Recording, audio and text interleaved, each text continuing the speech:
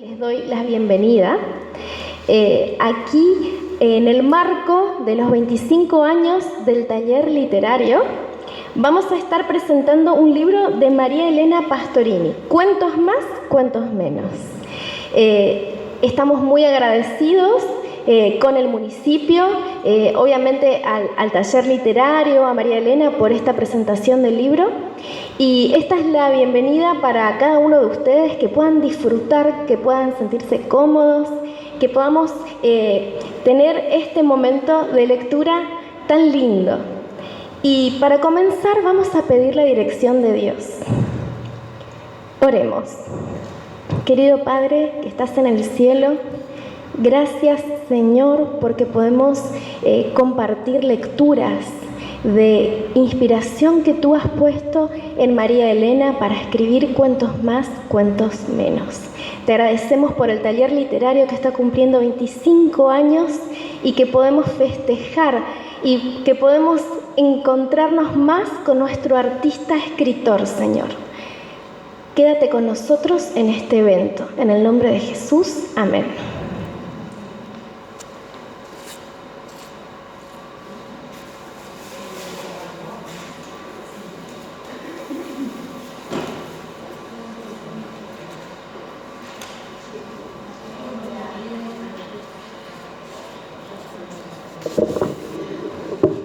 Buenas noches. Sé que algunos están pensando, ¿quién será esa Mariela Frick que está por allí? Porque nadie me llama así. Pero bueno, bienvenidos. El taller literario municipal, como decía Priscila, este año cumple 25 años. De esos 25 años, algunos de los integrantes han recorrido todo ese trayecto. Otros hemos empezado en alguna parte, nos hemos ido sumando, y este año tenemos 30 talleristas acompañándonos entre lunes sí, lunes no, feriados, etcétera, pero 30 talleristas, entre los que asisten y los que están en el grupo, porque ustedes saben que algunos trabajan o estudian fuera, entonces siguen participando de manera remota. Realmente estamos muy contentos por eso. Y como dice el programa, este libro que nos convoca, Cuentos más, cuentos menos, tiene un lugar especial en el corazón de alguien de los presentes aquí, y ese alguien es la profesora Zulma Pito. Zulma lo leyó antes que ninguno de nosotros, Zulma lo comentó y lo prologó, así que los dejo con ella.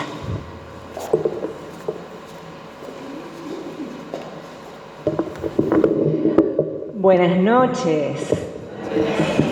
Qué momento tan hermoso que nos reúne hoy aquí. Cuentos más, cuentos menos. Para mí fue un enorme privilegio, María Elena, haber recibido ese manuscrito. Y también una enorme responsabilidad, tener que hacer un texto introductorio, como es un prólogo, de esta obra que estaban haciendo. María Elena realmente, ustedes van a poder apreciarlo después, porque todos seguramente van a querer llevarse un libro de cuentos más, cuentos menos, van a poder apreciar la calidad de su escritura.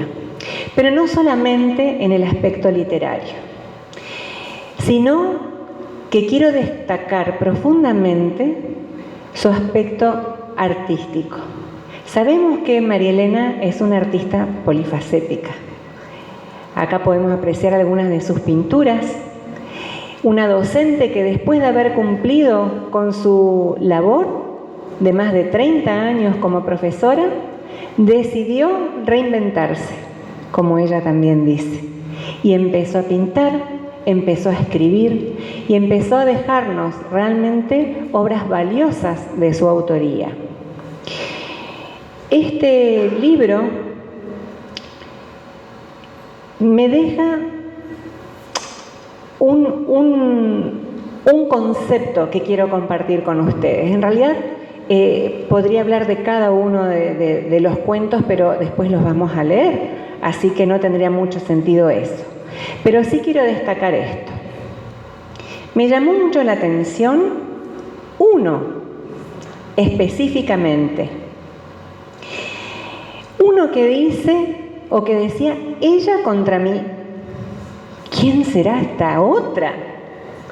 ¿Con quién se estará peleando María Elena? Porque cuando hablamos de algo en contra, estamos hablando de un enemigo, de alguien con quien tenemos diferencias, de alguien a quien interpelamos.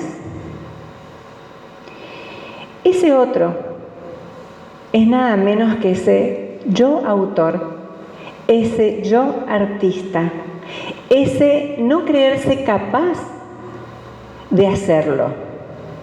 ¿Cuántas veces a cada uno de nosotros, en nuestra área de influencia, en nuestro área de conocimiento, en lo que hacemos, en nuestras casas, en el lugar que nos toca a veces ocupar, nos sentimos que no somos capaces, ¿no?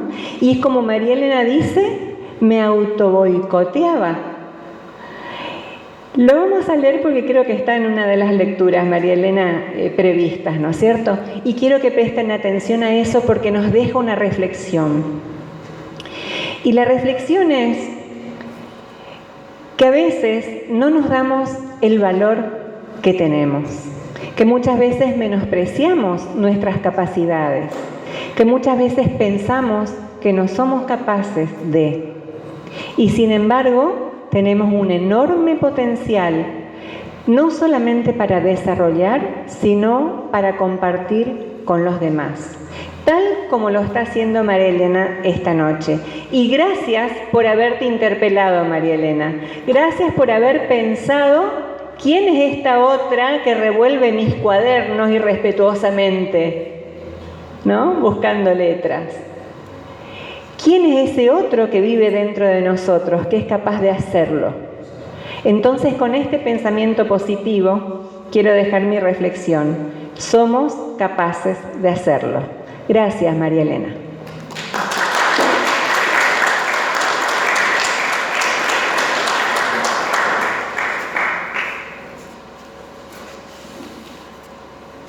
Ella contra mí es precisamente el texto que escogió Claudia Sartori para compartir con nosotros a través de su lectura y reflexión.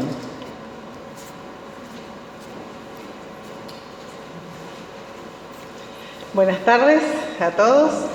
Ella contra mí es una reformulación de Borges y yo, de Jorge Luis Borges, escrito por María Elena. Allí está ella, revolviendo todos mis cuadernos con un afán incomprensible.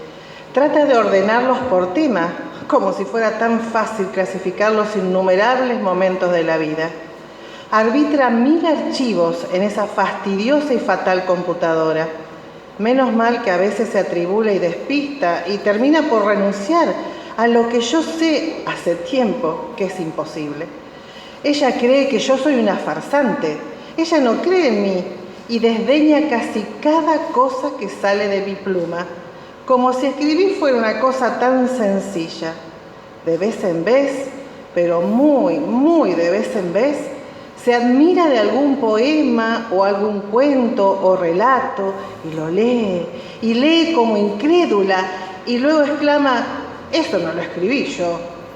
Exclamación con la cual el nivel de calumnia y desdén que experimenta por mí se vuelve mucho más odioso.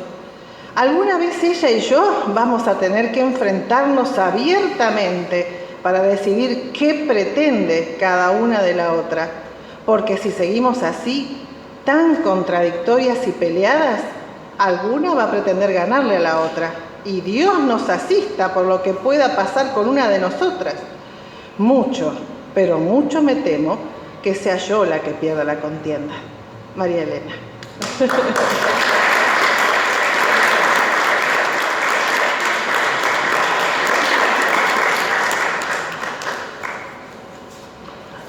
Gracias, Claudia. En esta región tan rica en gente. Hay un grupo especial de gente que vino de muy lejos, que se tuvieron que ir desde donde estaban originalmente, siguiendo a una reina que fue a reinar a tierras más lejanas todavía. Fueron siguiendo sus sueños, fueron buscando un mejor pasar para sus hijos y al poco o al no tan poco de llegar, se dieron cuenta que los sueños iban más lejos y hubo que cruzar el océano. Cruzaron el océano y, como dice María Elena, del Volga al Paraná vinieron. Florencia Richter nos va a compartir la lectura de un poema de María Elena relacionado con un cuento que es Estela y un pueblo en busca de paz.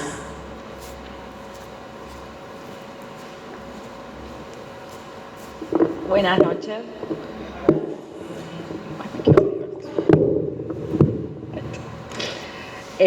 Bueno, la idea también era relacionar un poco el relato o crónica, como dice María Elena, que se llama Estela y un pueblo en busca de paz. Yo quiero más que nada que lo lean ustedes porque hay un fragmento en uno de los folletos, es un relato muy lindo, sobre todo para leerlo nosotros, que creo que la mayoría somos descendientes de alemanes del Volga. Y bueno, voy a leer el poema. Desde el Volga hasta el Paraná. Vinieron en busca de una paz esquiva, de un sueño elusivo por tierra y por mar, vadeando pantanos, cruzando fronteras, una vida nueva juntos por forjar. 1000 yermos de arena rugosa y caliente, ruinas circulares, fiero vendaval, telones brumosos sobre un sol oscuro, crepitante orilla, negro lodazal. Un futuro incierto en ignota tierra, fronteras abiertas donde acrisolar. Los sueños truncados de lejana aldea en otro hemisferio se concretarán. Marchando sobre abismos vastos, saben que sus naves tienen que quemar. Nunca volverán a ver ese cielo, a abrazar al padre, al nieto acunar. A sentir la hoguera ardiendo de brasas, saborear perfumes, ni gustar el pan. Después de 100 años en el gran imperio, dar la espalda a todo, volver a emigrar. Subirán al barco, bajarán del barco, con su hato de sueños, su ilusión de paz, y en terruño nuevo ararán sus vidas, parirán sus hijos, hornearán su pan. Bajo otra bandera hallaron destino y su desafío es no mirar atrás. Aunque la tristeza les nuble los ojos, tienen patria nueva, un tranquilo hogar. María Elena.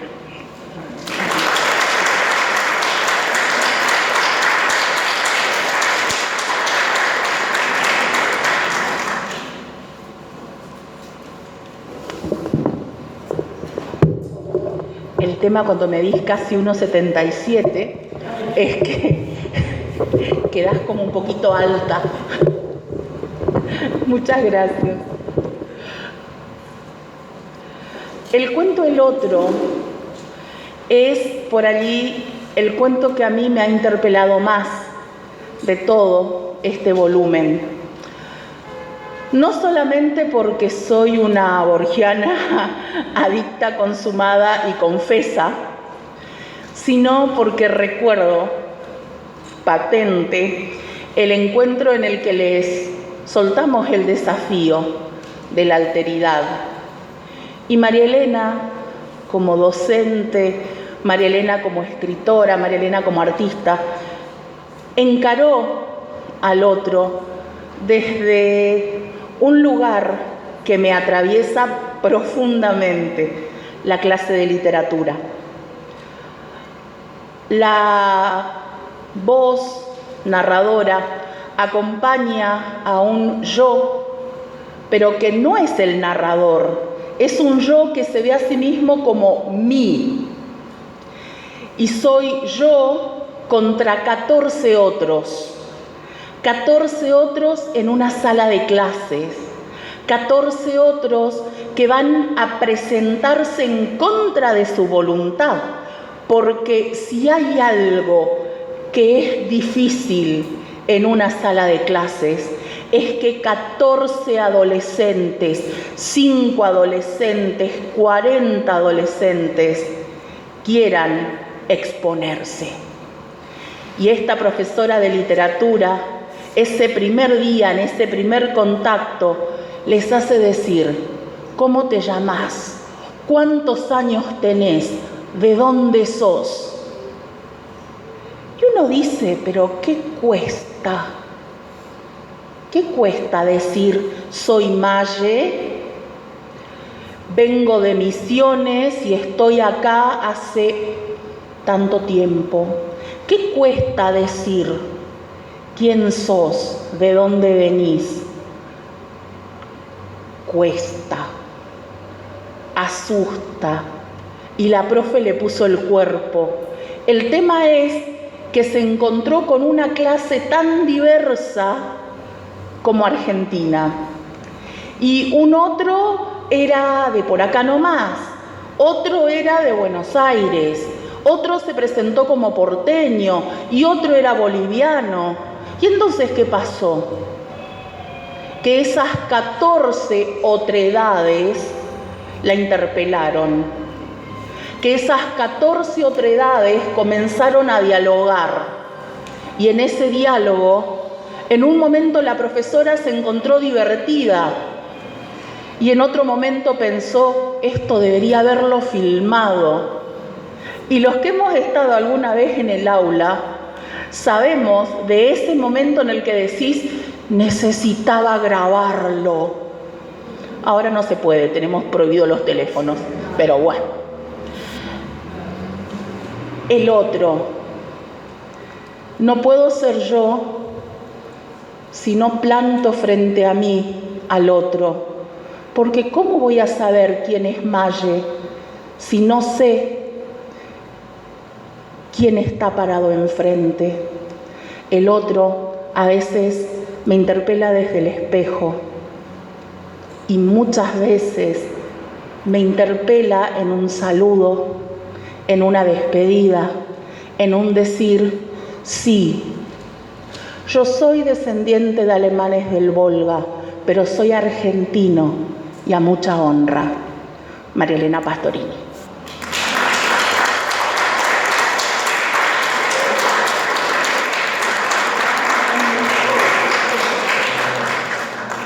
¿A dónde me voy si no presento a quien viene después? Margarita Priora nos va a compartir un texto que es una visión impresionante de un personaje que ustedes conocen. Yo voy a dejar que Margarita la presente. Margarita.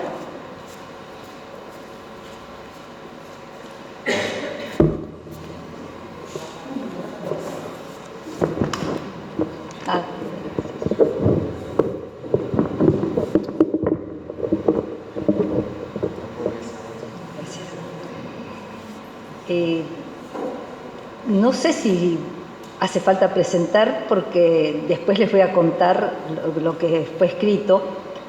Yo, Diana, ¿cuántas Dianas conocemos? Puede ser una amiga, una vecina, un alumno, tantas Dianas, ¿no es cierto?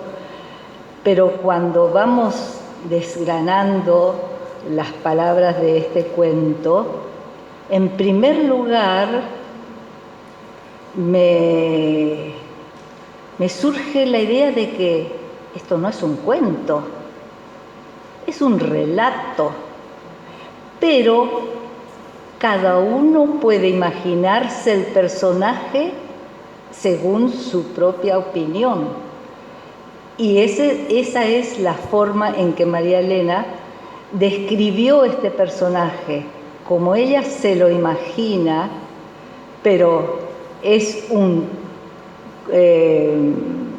relato muy, muy arraigado a este mundo, muy conocido, y vamos a ver qué pasa con el cuento.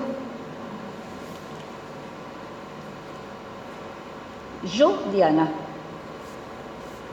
Me conocen más como Lady Diana o cariñosamente Lady Di. Muchos no saben que así me reconocen desde que cumplí 13 años y mi padre heredó el título de 7º conde de Spencer. Mi nombre completo es Diana Frances Spencer, princesa de Gales y otros tantos títulos heredados por vía paterna, materna o relación matrimonial. Algunos creen que comencé a existir en febrero de 1981, cuando Carlos me propone matrimonio y yo elijo mi sortija de compromiso, hoy evaluada en 135.000 euros. Es un anillo de oro blanco de 18 quilates con un zafiro azul en forma de óvalo de 12 quilates y rodeado de 14 diamantes. Y como siempre, y en cada detalle, desconfían de mis intenciones y piensan, como Carlos, que lo elegí porque era el más caro. No, lo elegí porque era el que mejor me representaba y como ícono de la moda que estaba destinada a ser, hacía juego con mi piel, mi cabello y con mis ojos.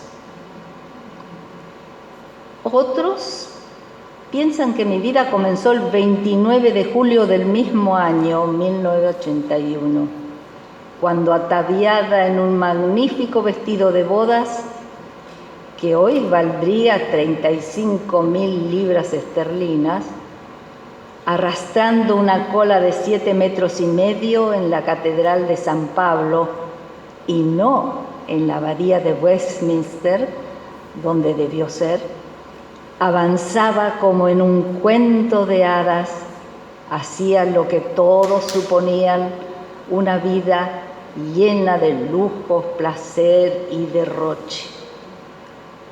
A riesgo que no me crean, les aseguro que esa fue la peor noche de mi vida. No, yo, Diana Frances Spencer, comencé a existir muchísimo antes, y tal vez antes de mi nacimiento, el 1 de julio de 1961. Mi familia halló su origen y creció a la sombra del Palacio de Buckingham. Cuando mis abuelas Spencer, hace más de 100 años, fueron damas de honor de la reina Isabel, la reina madre.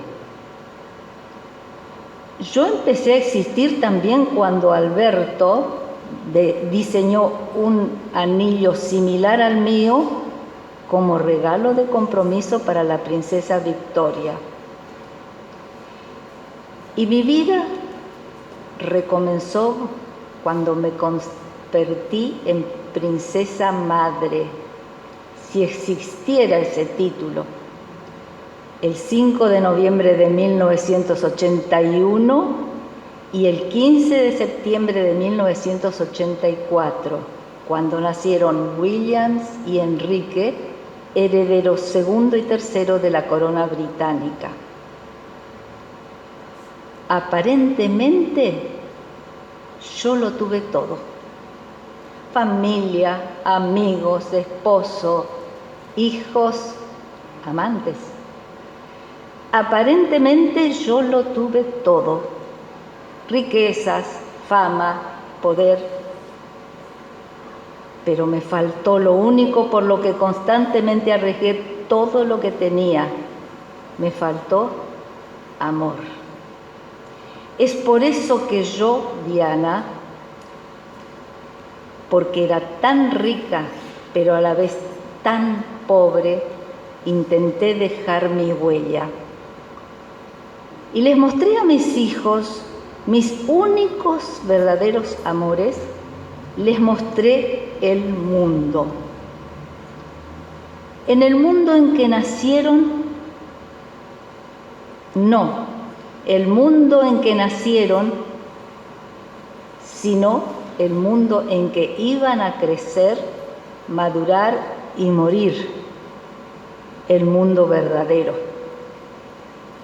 Les dije, miren ese hombre, es un enfermo de cáncer, y este otro es un disminuido mental. Vean, ese niño perdió su pierna en un campo de Bosnia en una de las múltiples guerras por una mina antipersonal. Vean este otro hombre enfermo de SIDA, abandonado por toda su familia por temor al contagio.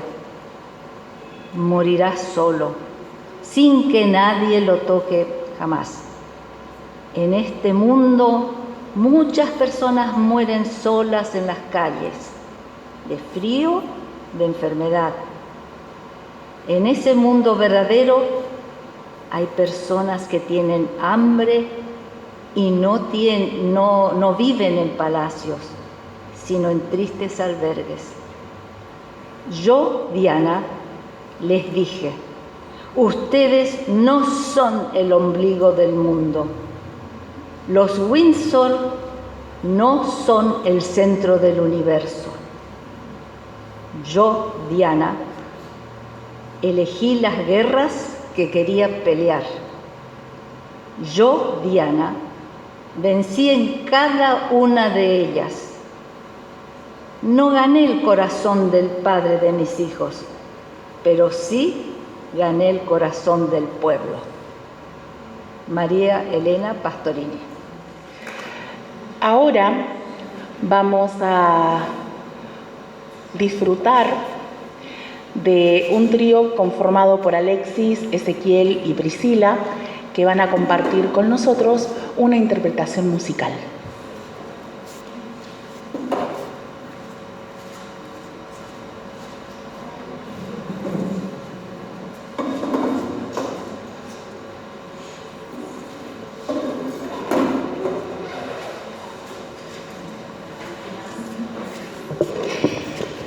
Estuvimos eligiendo algo que podamos compartir entre todos, que todos formemos parte.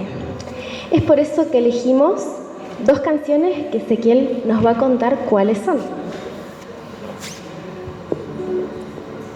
No, solo quería decir, la primera canción que vamos a hacer es Oración del Remanso de Jorge van der Mole. Es una música litoraleña que elegimos. En realidad nos pusimos medio de acuerdo sin saberlo con María Elena, porque me estaba comentando antes de empezar que el libro tiene cuentos que tienen una temática también litoraleña de Entre Ríos, así que nada, esperamos que lo disfruten.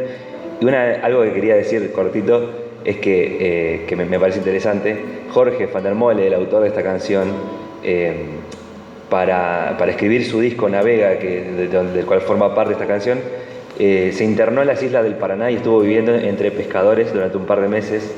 Así que más allá de esta canción que vamos a hacer, les recomendamos también todo el disco Navega de Jorge van der Mole.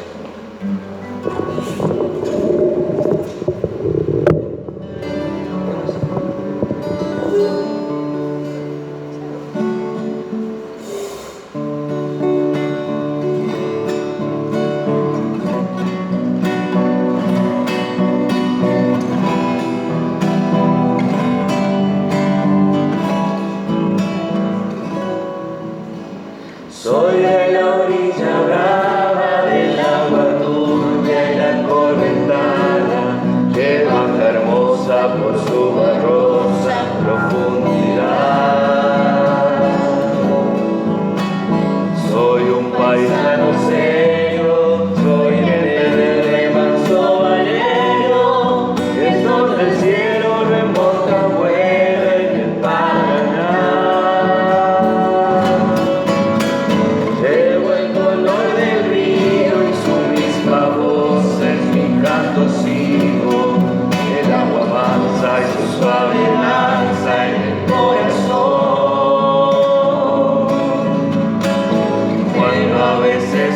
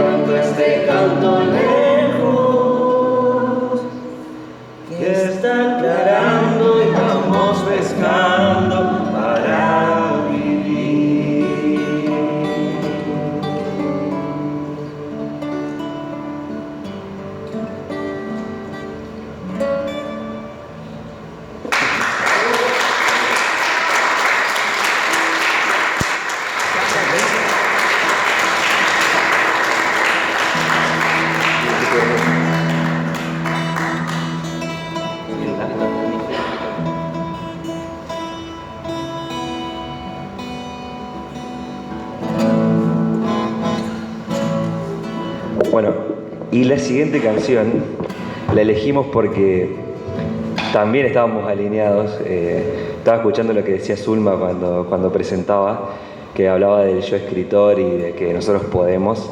Esta es una canción muy conocida, así que aunque no se consideren músicos ni cantantes, anímense que pueden serlo. Es una canción muy conocida, Samba de mi esperanza, así que esperamos que podamos cantarla todos juntos, si se animan.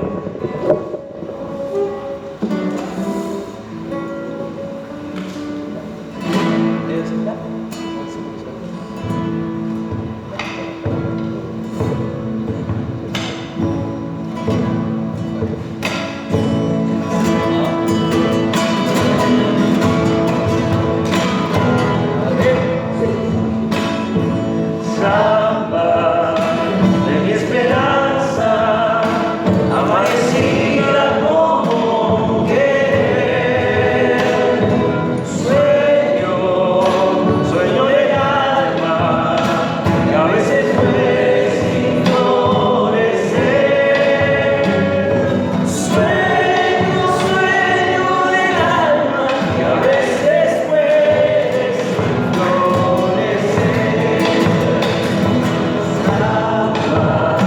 A ti te canto, porque tu canto era amor, caricia de tu pañuelo que va golpeando mi corazón,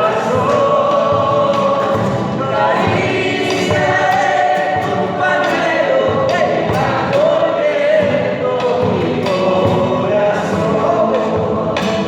Estrella, tú que brillaste, tú que brillaste en mi padecer. Estrella, deja que cante, deja que quiera conocer. Estrella, deja que cante, deja que quiera como yo sé. Se vale segundita.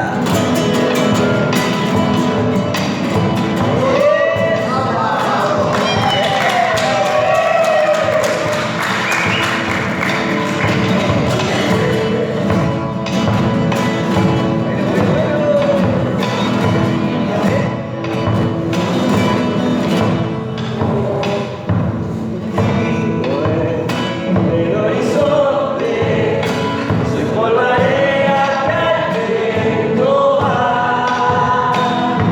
Samba, ya no me dejes, sin tu canto no vivo más. Samba, ya no me dejes, sin tu canto no vivo más.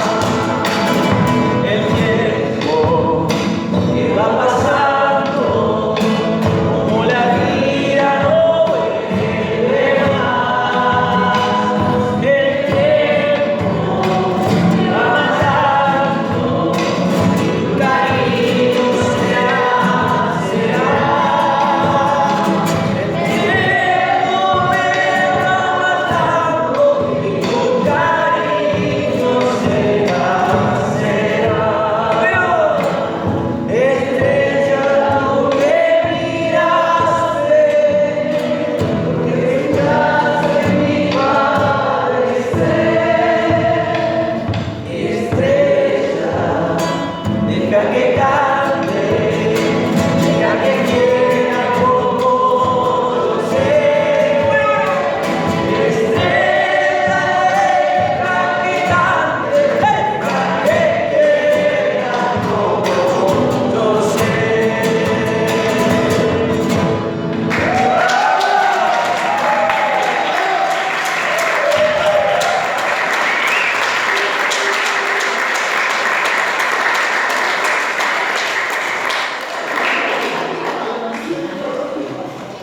Muchas gracias, Alexis y Ezequiel, por acompañarnos también en este momento.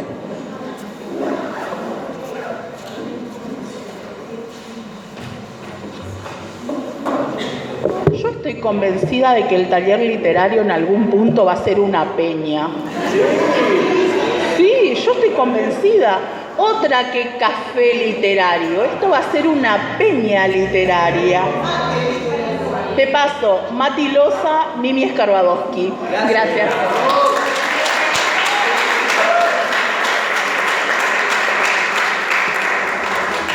¿Vieron que llegando a cierta edad nos ponemos a juntar y vamos juntando camino recorrido y vamos juntando memorias y recuerdos, pero también a veces vamos acumulando y acumulando y acumulando hasta que estamos agobiados, tapados, como nuestro personaje, Atrapado.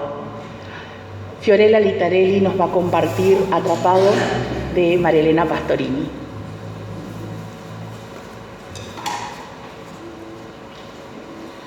Atrapado. Gorostiaga habitaba en un amplio caserón, heredado de sus padres, que a su vez era heredado de sus abuelos, que a su vez lo heredaron a sus bisabuelos, y así hasta donde él no le importaba ni siquiera saber. Era una amplia y luminosa casa colonial de rotundas paredes, aberturas pesadas, ubicada en la salida del pueblo. Un día, de no se sabe cuándo, Gorostiaga encontró tapiada la puerta principal de su casa. Las otras dos, una hacia la derecha y otra al fondo, también lo estaban. No le importó demasiado porque todavía tenía algún alimento en la heladera, aunque los lácteos ya tenían fecha de vencimiento. Comer era algo que apenas le prestaba atención. Lo que realmente le importaban eran sus cosas, esas cosas que había ido acumulando desde hace varias décadas atrás. Alguna vez esta casa, pensaba, será un gran museo del lugar. Gorostiaga abrevaba las cosas. La gente no sabe apreciar lo que desecha, pensaba. Que es cultura e historia a la vez. La gente, pensaba, adolece de una asombrosa estupidez. Él, Gorostiaga, apellido digno de acumularse con muchos otros de su etnia, se sentía prepulsor de la cultura y de la historia de su pueblo. Al principio coleccionaba pinturas, decenas de pinturas, para él dignas de algún ignoto pintor del Renacimiento. Luego fueron las lámparas, grandes y pequeñas, de diversos materiales. En un futuro cercano volverá a brillar cuando su museo abra sus puertas. Luego fueron las bandejas, jarrones, vasos, utilería de todo tipo y tamaño, que lentamente iban acumulando al acervo cultural que éste atesoraba. Después fue el turno de los diarios, los semanarios, las revistas de moda, las historietas, de política, de arte, de urbanismo y de libros, de cientos y cientos de libros, dignos de un premio Nobel, o a lo menos del premio de la princesa de Asturias. Tanta riqueza abandonada en esos espantosos y malolientes receptáculos verdes y negros, según su destino, de su plástico espantoso, importados de no se sabe de qué país del primer mundo, esos países que nos mandaban basura contaminante y compraban la nuestra. Todo muy sospechoso. Así, de repente, Gorostiaga había tapiado sus puertas y no podía salir a recolectar y salvar del olvido tantas obras de arte o antigüedades utilitarias, revistas o libros. No importa, se dijo, es temporal. Será hasta que termine de clasificar, de limpiar, componer, recomponer y colocar cada valioso objeto en su lugar preciso. Así que se estiró sobre su cama que le costó acceder dificultosamente, y acomodando su brazo debajo de su nuca, comenzó a observar con gran satisfacción las pilas y pilas de objetos que le rodeaban. Y así, observándolas, con esa misma gran satisfacción pasaron días y días, hasta que dio cuenta de su último respiro, en el último minuto del último día, acumulando a lo largo de su existencia.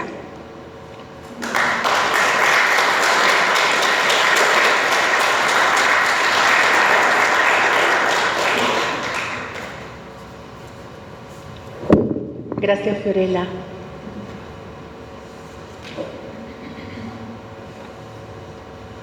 Ese momento en el que te piden que te identifiques en el otro, se acompaña de cerquita por el momento en el que el profesor te pide que hagas un ensayo, te pide una tarea en la que tenés que no solamente decir quién sos, sino tenés que describir ese lugar del que venís. Y el personaje, uno de los personajes del cuento que va a compartir con nosotros Miriam Skarbadowski, se ve atravesado por esa realidad, por escribir un ensayo sobre mi barrio.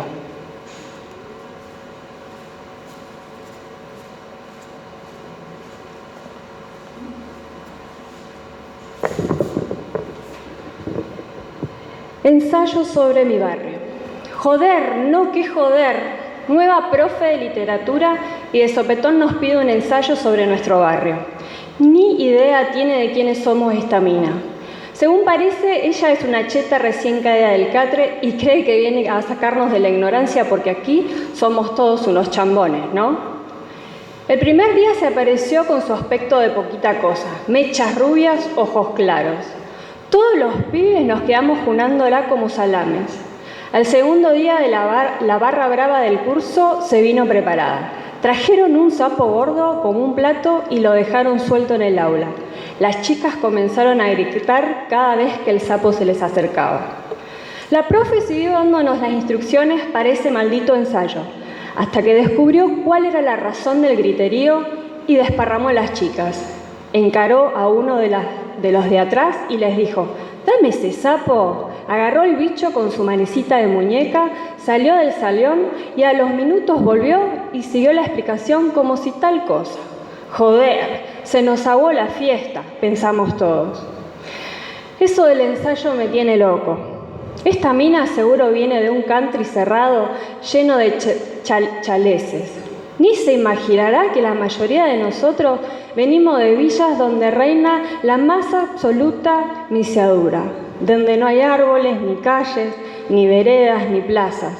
Solo edificios grises de departamentos de dos ambientes separados por angostos pasillos. En cada departamento vivimos entre 8 o 10 personas.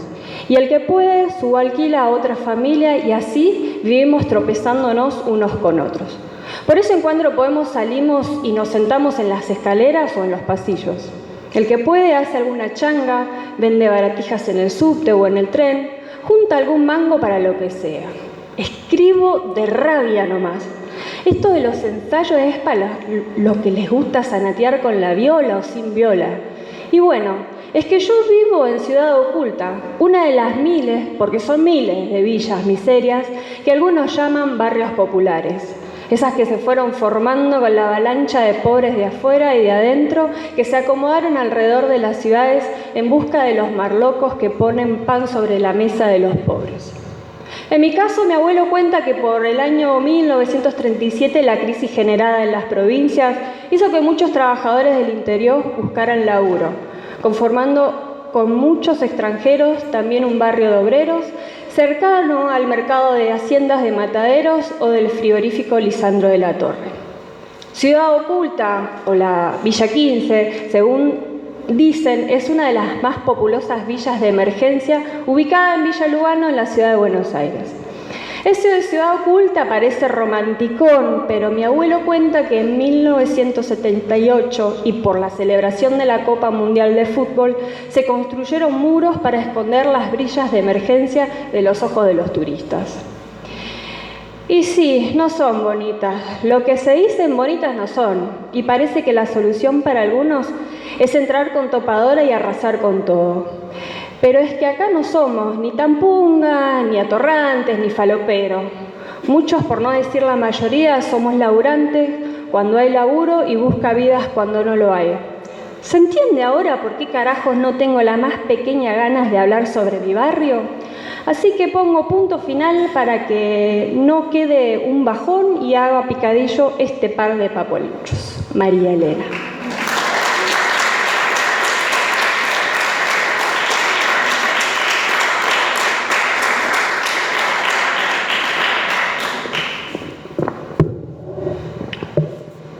Cuando la realidad se hace cuento. Mejor, cuando la realidad se cuenta. Y también esta realidad que no es tan bonita, esta realidad que a veces duele, aparece en La Reina de la Primavera.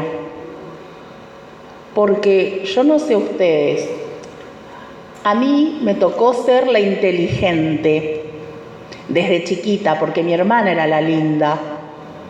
Y te decían, menos mal que saliste inteligente.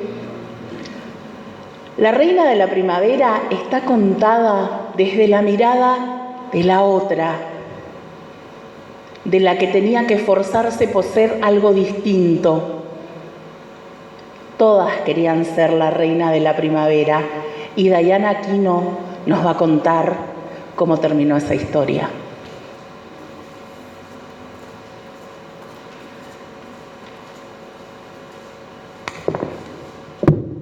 La Reina de la Primavera. No sé su nombre, no sé dónde vivía ni dónde vive actualmente. No sé siquiera si aún vive. La conocí cuando estaba cursando el 6º grado de la primaria. Digo la conocí porque no sé si ella me conoció a mí. Ni sé si en algún momento existí para ella. Como dije, asistí a la misma escuela, pero no al mismo grado.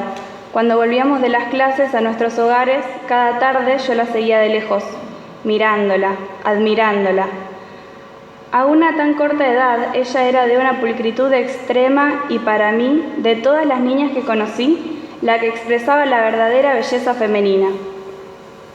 Creo que ella lo sabía, por su modo de caminar, lenta, erguida, como si pisara una alfombra roja que solo ella y yo veíamos. Aun cuando camináramos sobre las angostas veredas rotosas de nuestro pueblo, yo esquivando cascotes y ella como si no existieran. Alta para su edad, su cuerpo esbelto cimbreaba levemente, armonioso como una guitarra. Su cabello color miel cubría su espalda hasta las caderas, sujeta en la coronilla con una cinta de raso en un cuidadoso moño. Sus ojos eran color del tiempo, un tanto verdes, un tanto pardos, rodeados por unas largas pestañas casi rubias y coronados por 2 cejas perfectas. Su piel trigueña, su boca de labios carnosos parecía estar siempre a un tris de un beso. Nunca la vi sonreír. Vestía, como todas, un guardapolvo blanco, tableado, sujeto con ancho cinturón y un gran moño detrás. Siempre blanco, blanquísimo, nítido, que ni ver con los guardapolvos tironeados entre recreos, no llegaban a la tarde del martes sin arrugas y manchones. La falda le sobresalía un palmo, unos zoquetes con puntilla, unos zapatos abotinados. Extraño era que con ese atuendo siempre aparentara ser una reina, como luego lo fue. Asistimos a las mismas escuelas hasta el último año de secundaria, y cada año en primavera ella resultaba ser elegida la reina. La recuerdo subiendo al podio, a hablar suavemente al micrófono, agradeciendo el honor, con unas pocas palabras y una apenas sonrisa como si fuera la cosa más natural del mundo. Ella era una reina todos los días. Pasaron un par de años luego de terminar la escuela. Un día, con un grupo de amigos, fuimos a una de las confiterías del centro, una de las más paquetas. invitados por uno del grupo que casualmente fue mi primer novio, uno que siempre vestía como un señor, de traje corbata y camisa al tono, que olía a una mezcla de tabaco y colonia tipo Calvin Klein. No, por si lo quieren saber, la relación no prosperó. Entramos, como decía, como un grupo revoltoso haciendo chanzas, y nos sentamos en una de las mesas al borde de la pista de baile, y de pronto la vi. Sí, era ella, la reina de la primavera. Salvo el atuendo que ahora lucía, no había cambiado nada en ella. Estaba sentada un par de mesas más allá, 3 hombres la acompañaban, 3 hombres de mediana edad, muy bien vestidos. Charlaban entre ellos y en un momento uno de ellos la condujo a la pista. Y lucía como siempre, como cuando desfilaba con guardapolvo blanco, como una reina, así, en mayúscula. No volví a verla.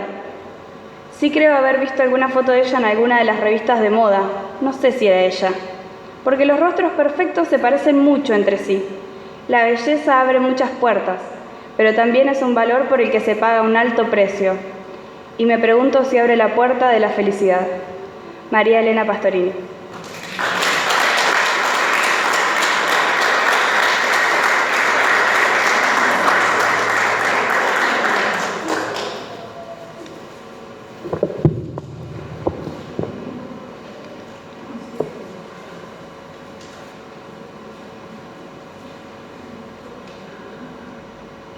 Cuando nos toca contar una historia que la conocen todos, es difícil encontrar una perspectiva que resulte novedosa. Y muchas veces buscamos contar a la Caperucita desde la visión del lobo, buscamos contar a Blancanieves desde la visión de uno de los enanos. Es difícil encontrar una perspectiva novedosa cuando vamos a contar una historia que todos conocen. María Elena escribió La Cenicienta por sí misma y la va a compartir con nosotros Griselda de Lisa.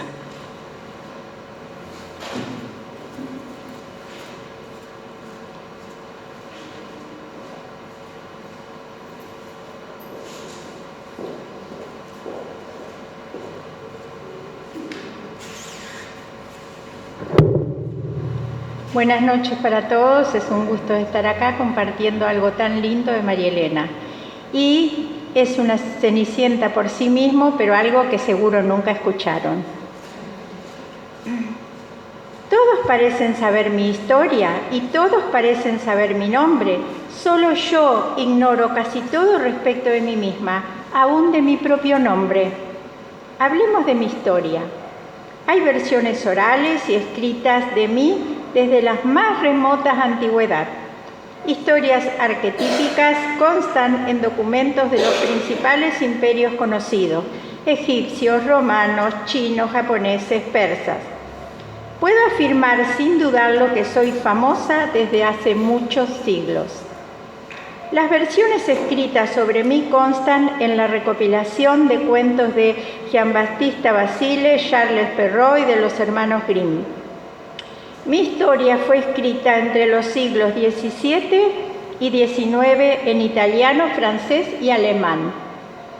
Pero cada país del continente euroasiático tiene su propia versión oral. En otras 31 lenguas diferentes, tal es la difusión de mi historia a través de las edades, que una de sus versiones conta de los relatos árabes de las 1001 noches.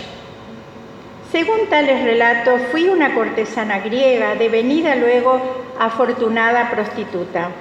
Fui una pobre huérfana persa soñando con conocer a un hombre noble. Fui hija gemela de una noble rica de la corte francesa. Fui la hija de un líder tribal local a algún lugar de China. Fui hija de un rico comerciante iraní. Es hora que yo, que apenas sé quién soy, pero sí sé qué soy, ponga un poco en orden en esta mi propia historia. Mi nombre dice Cenicienta. Ese es el nombre bajo el cual soy tan famosa, pero ese no es mi nombre. Ese es el nombre con que perversamente me bautizaron mi madrastra y sus 2 hijas. Siendo yo de muy corta edad, cuando quedé huérfana de madre y mi padre, luego de un breve duelo, decidió volver a contraer matrimonio, mi madre sustituta y sus 2 hijas me relegaron a cumplir tareas duras. Me privaron de mis vestidos, de mi lugar de descanso, y en ese proceso me cubrí de cenizas del hogar. Y de allí mi nombre. Bueno, no mi nombre, sino mi escarnecedor apodo. En el transcurrir de los años, hasta mi padre olvidó mi verdadero nombre. Por eso es que ni yo misma recuerdo quién soy. ¿Cómo puede saber uno quién es si ni siquiera conoce su propio nombre? Cuando cumplí 15 años, algo rompió la rutina familiar. Sucedió que un joven de familia rica y poderosa quiso contraer nupcias, por lo cual su padre organizó un evento social al que fueron convocados todas las doncellas de la comarca. Para muchas, una gran oportunidad. Mayúsculo ajetreo se generó durante esos días en la casa. Debí ayudar a mis medio hermanas a acomodarse sus costosos vestidos. Así que mientras mi madrastra y sus 2 hijas asistían a la fiesta, yo quedé en la cocina fregando sartenes y ollas. No apareció mi hada madrina, eso es falso. Ni calabazas, ni ratones palafreneros, ni soberbios caballos. Fue una vocecita dentro de mí que me decía: si tu madre viviera o tu padre no estuviera tan manipulado por su nueva esposa, que hasta olvida el nombre de su propia hija, tú también irías a la fiesta. Si yo supiera mi nombre, sabría cómo presentarme, pero ¿qué voy a decir? Yo soy Cenicienta. Entonces recordé mis nombres antiguos de las antiguas civilizaciones: Ródope de Grecia, Aspasia de Persia, Fresne de la corte francesa y los nombres orientales Yequián y Zobeida y Frente de Luna. Esa noche recuperé los hermosos vestidos de mi madre y los preciosos zapatitos de cristal. Me bañé hasta acabar con la última partícula de ceniza y me presenté al baile ataviada como una cortesana oriental y bailé toda la noche con el joven hasta amanecer y luego huí, dejando un zapatito de cristal en la escalera. No lo perdí, lo dejé adrede, solo para intrigarlo. Desde ese día no volví nunca más a la cocina, enfrente a mi padre, a mi madrastra y a mis medias hermanas. Les aclaré que yo era dueña y heredera de toda la fortuna de mi padre y que no sería nunca más despojada de lo que me pertenecía. Sorprendidos y anonadados se dieron. Que si me casé con el apuesto y poderoso joven, eso no es lo importante. Lo único verdaderamente importante es que ya no me llaman Cenicienta. Me llaman por el nombre que yo mismo elegí para ser conocida y reconocida. Ella es María Elena Pastorini.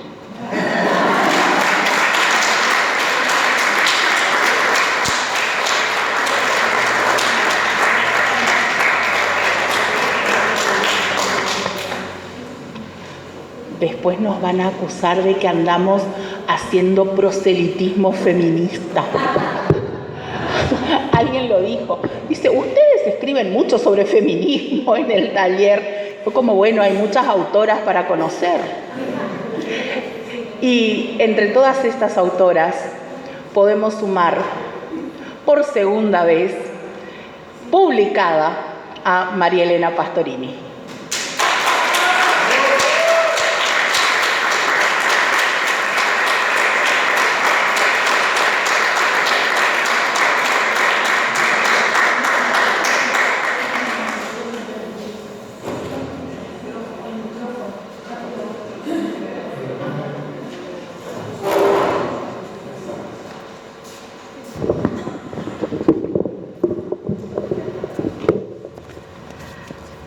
Bueno, este es el libro o ejemplar que yo guardé para mí, de todos, que no son muchos.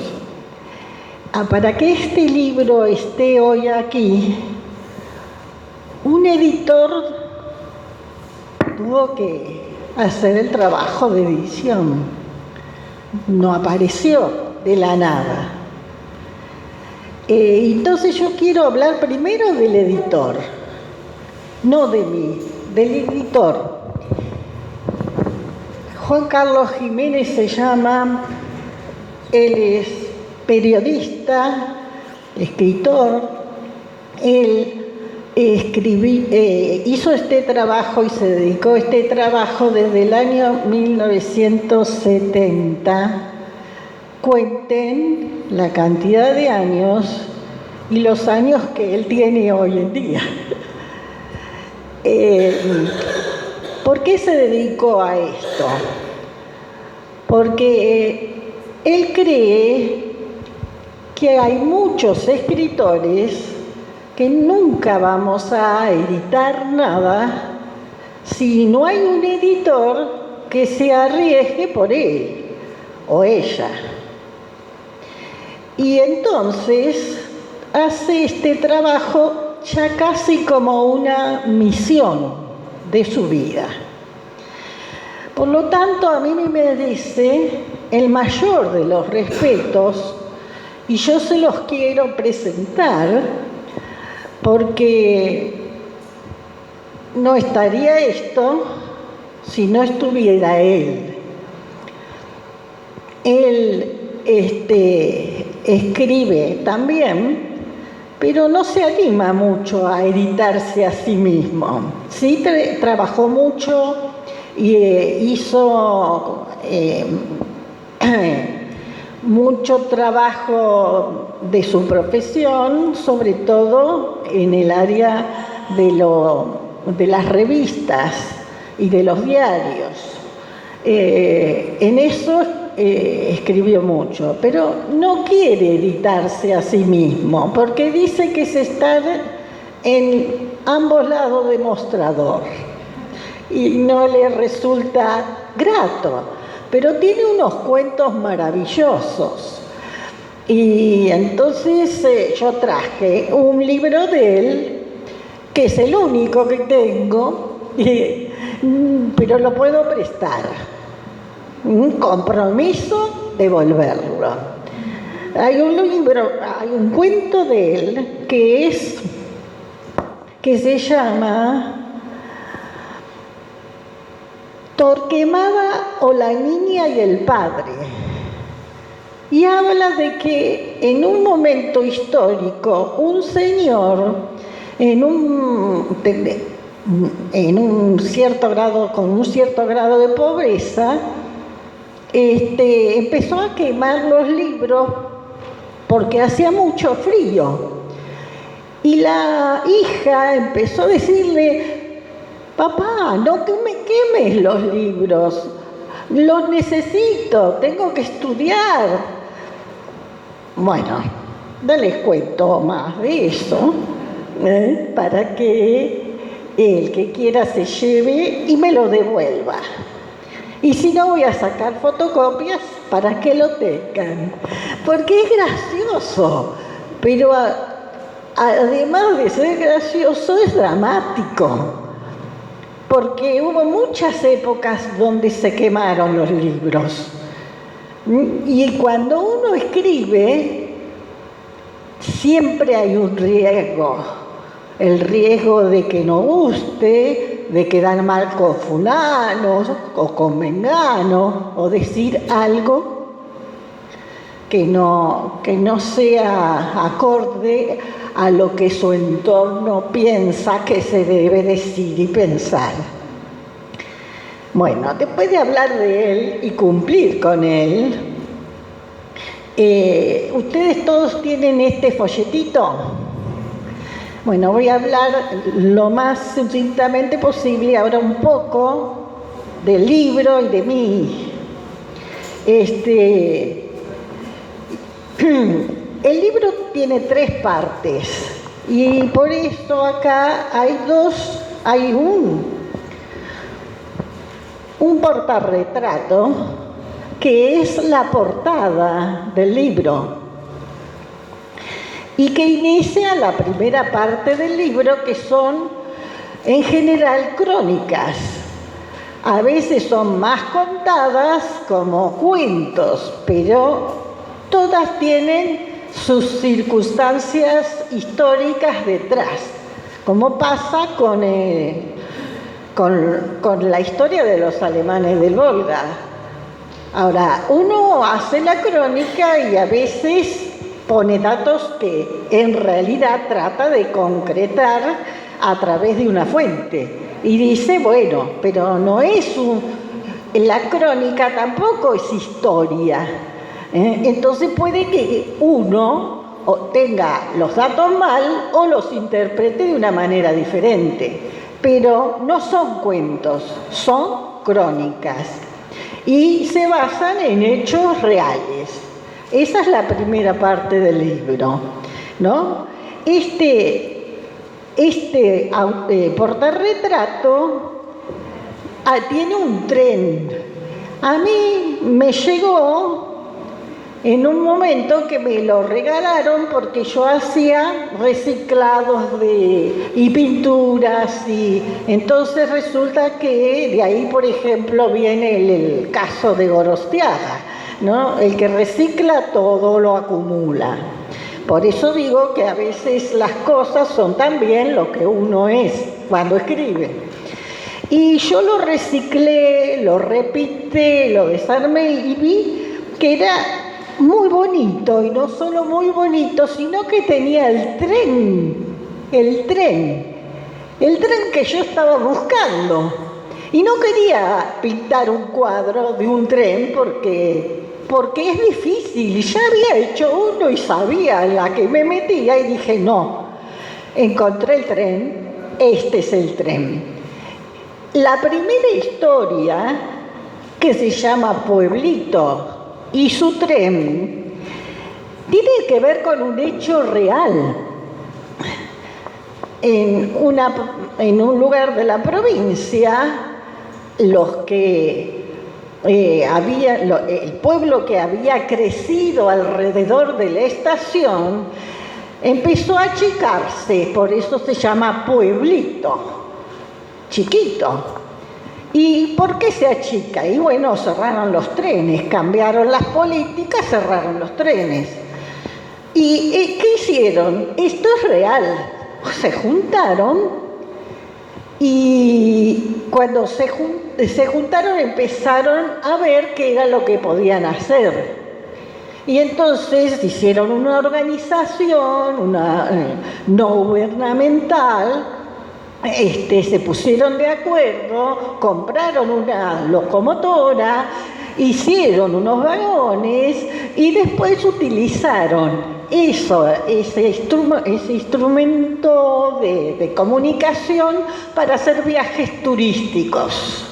Yo lo aclaro ahí cuando termino, pero a mí me inspiró para interpretar ese pueblo, y lo interpreté como esas personas que yo inventé, porque en realidad yo no fui a hablar con ellos, yo las inventé y entonces hice un relato respecto de este hecho que fue verídico.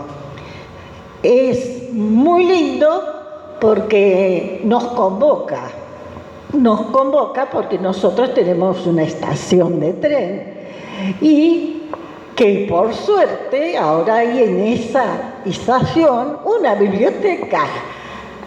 Y entonces sería bonito que en todo lugar de esta provincia o de nuestro país estos edificios que son historia no se tiren abajo, porque son historia. Y la historia nos forma, nos arma. Nosotros somos lo que hicimos con lo que recibimos. Eso es lo que somos, que recibimos un modo de educación, un modo de comportarnos, una cultura. Bueno, entonces la primera parte trata de esos hechos.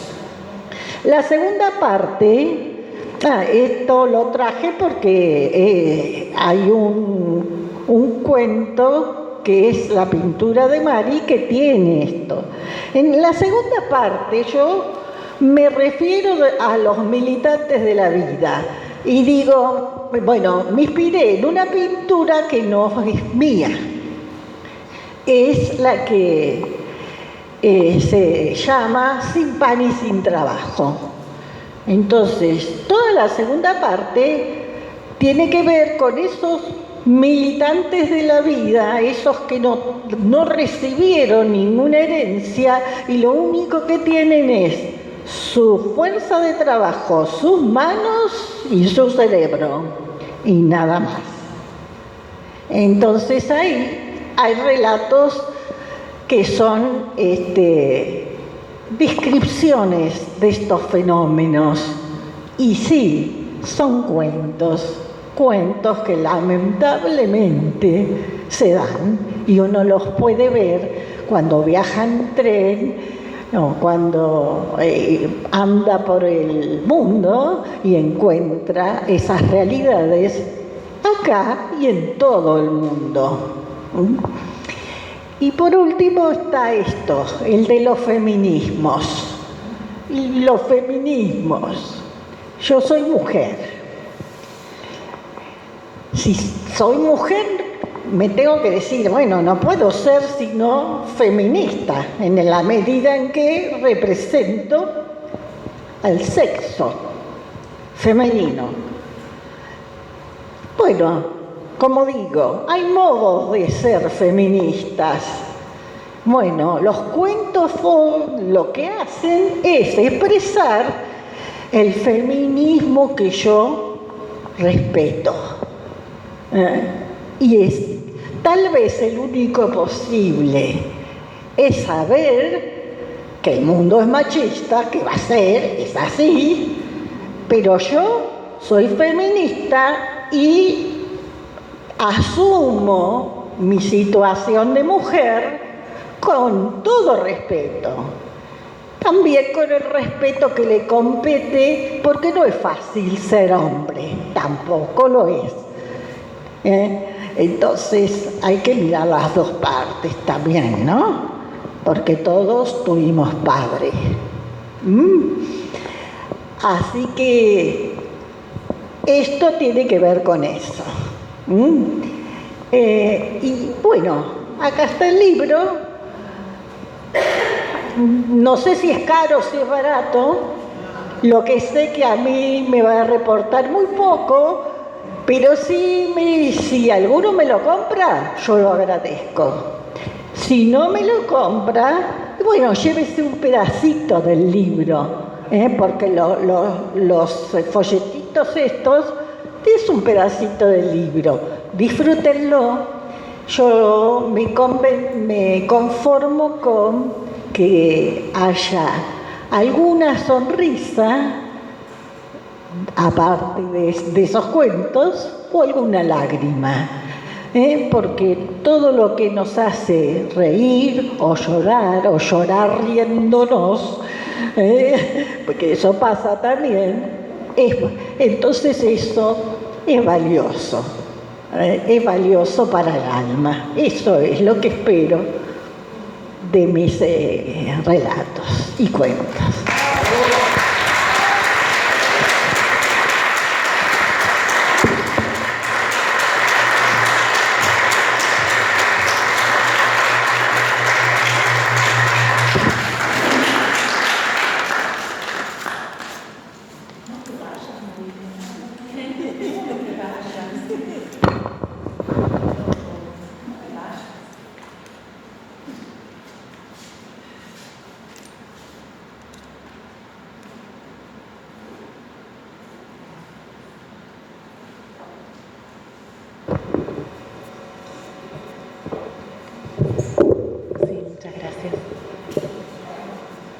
No te vayas, sentate tranquila.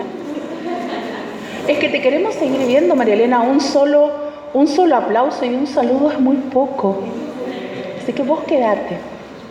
María Elena invitó a que nos acompañen hoy a las distintas autoridades de nuestro municipio y queremos agradecer especialmente a nuestra viceintendente, a los concejales, a los empleados del municipio, a la secretaria de Cultura, a nuestra ex secretaria de Cultura, que nos están acompañando, porque realmente hacer cultura en un pueblo universitario tendría que ser tan sencillo como respirar. Y Martín, sos músico, sabés que no es tan fácil.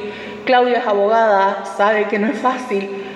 Trabajamos con adolescentes, ¿no, Vanina? No es fácil. Y sin embargo estamos en un pueblo universitario, en una ciudad universitaria, donde hacer cultura tendría que ser nuestro pan de cada día.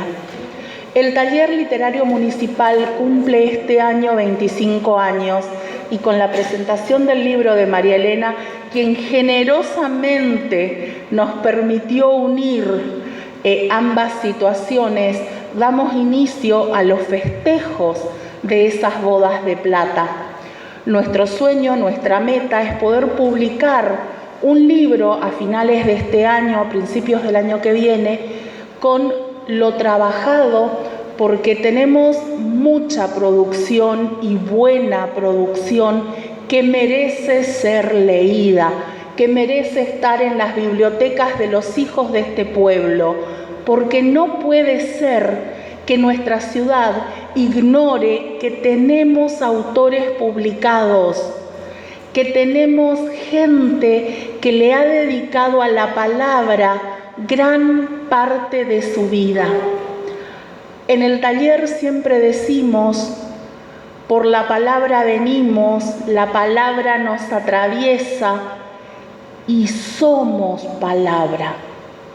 No podemos pensar en nosotros mismos sin pensar en la palabra y en las palabras.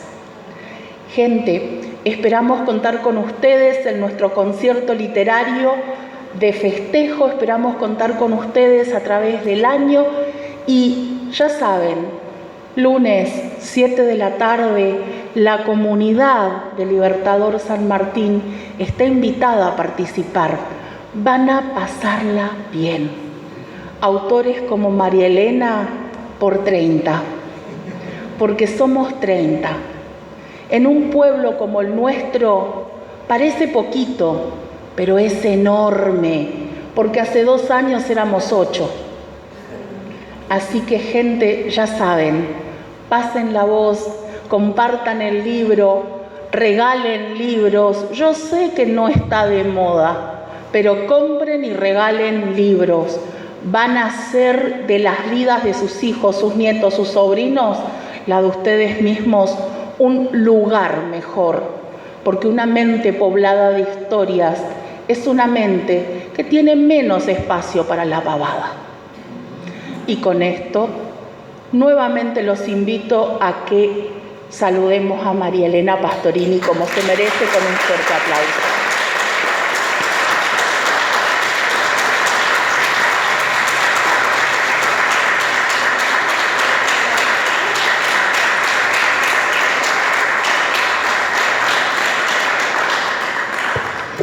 Muchas gracias una vez más a María Elena y a Mariela también por permitirnos festejar con ustedes los 25 años del taller literario. Y qué hermoso, ¿no? Cuentos más, cuentos menos. Un gran logro. Muchas gracias.